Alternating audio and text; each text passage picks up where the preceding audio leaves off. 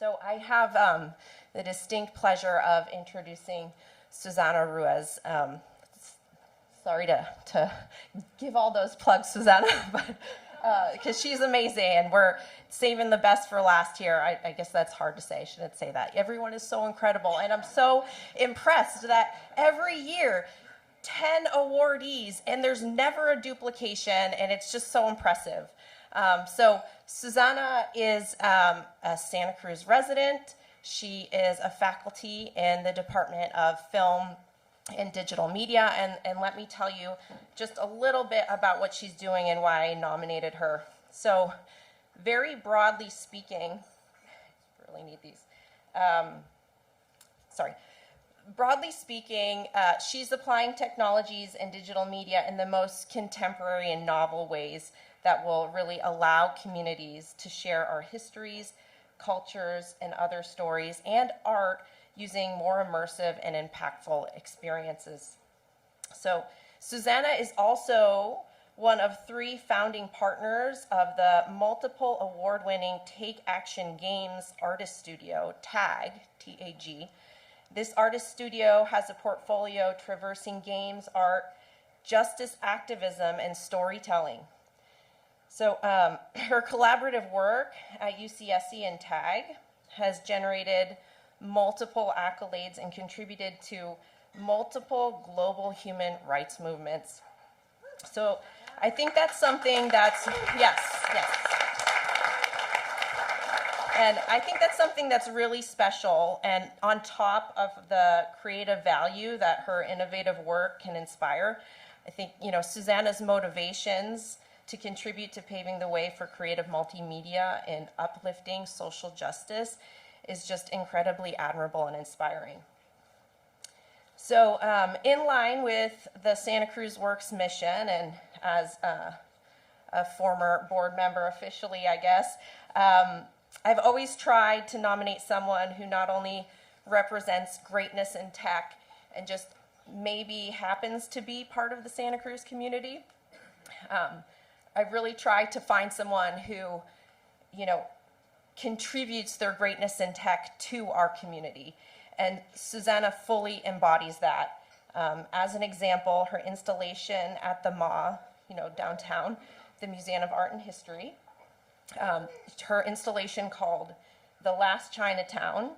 I won't go into it too much, but it's an installation about Santa Cruz for Santa Cruz, and I won't spoil it, but it's a state-of-the-art multimedia installation combining interpretive arts and augmented reality that really takes to a whole nother level, engaging our community to better educate and honor our histories and cultures.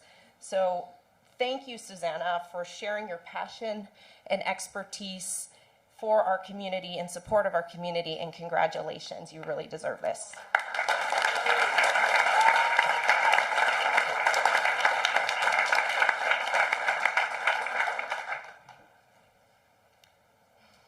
Thank you, Andrea.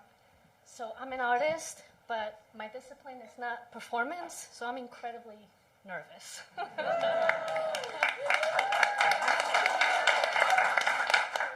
Thank you. It's amazing to be in this company. I'm grateful. Thank you. Thank you, Andrea. I can't wait, actually, to forge many new relationships with this community. On a personal note, my daughter's here, and she wants me to say that it's my birthday today.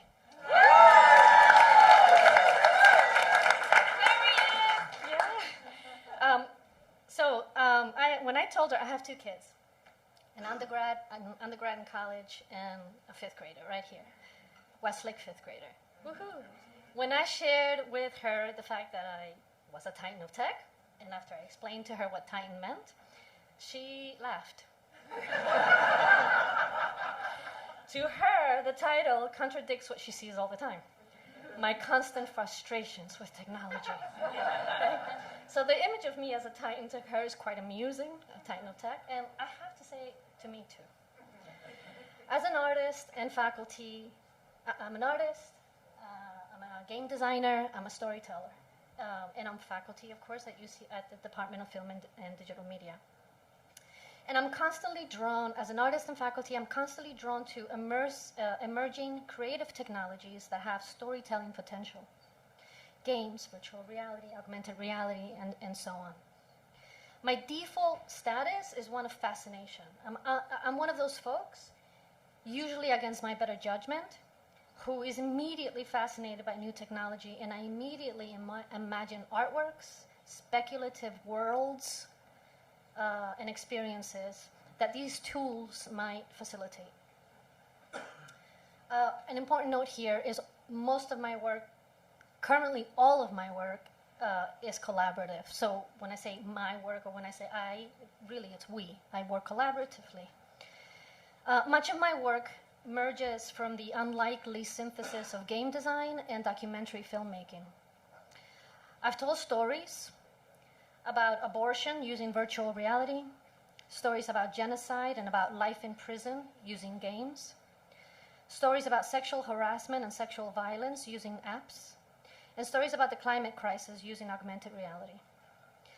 And as Andrea said, I'm currently so honored and so happy to be working with the MA and community members and creative co-creators on a piece that we'll be launching in MA in May of this year, addressing many forgotten, neglected, erased, fascinating stories about a particular space in Santa Cruz, downtown Santa Cruz, where the last Chinatown stood and was destroyed by a flood, coming in May of this year.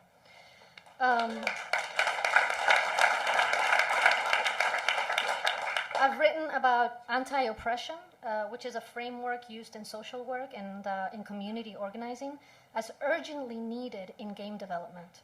That is, in the process of creating games, regardless of what the game's content is. And more on that in a minute. So, as I said, I'm naturally drawn to imagine the potential ways that emerging technologies might facilitate storytelling and expression. But the reality is is often a lot less fascinating than the potential. And I wouldn't be an academic if I wasn't critical. So here's my criticality. The truth is that my relationship with technology lacks mutual consideration, and it feels one-sided. Technology doesn't care about my voice, my stories, the voice and the stories of my students. It's the definition of an unhealthy relationship. As both an artist and an educator, it feels like I'm constantly wanting technology to do what it doesn't want to do, what it was not designed to do. It was not designed to do things like expressiveness, gentleness, caring, listening, or inclusivity. Its origins in the military-industrial complex and capitalist agendas are too deeply rooted and interwoven. And as I age, I find myself grappling even more with technology, not less. They're not designed for aging. Whether consciously acknowledged or not, all technologies reflect embedded ideologies and biases from their creators. In my role as educator, I introduce... Actually, I'll skip that. So now,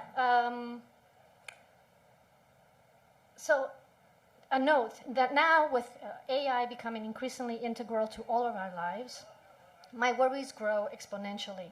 While I reject the simplistic binary of either, pure dread or blissful optimism, I'm nevertheless deeply concerned about our trajectory. This is my provocation.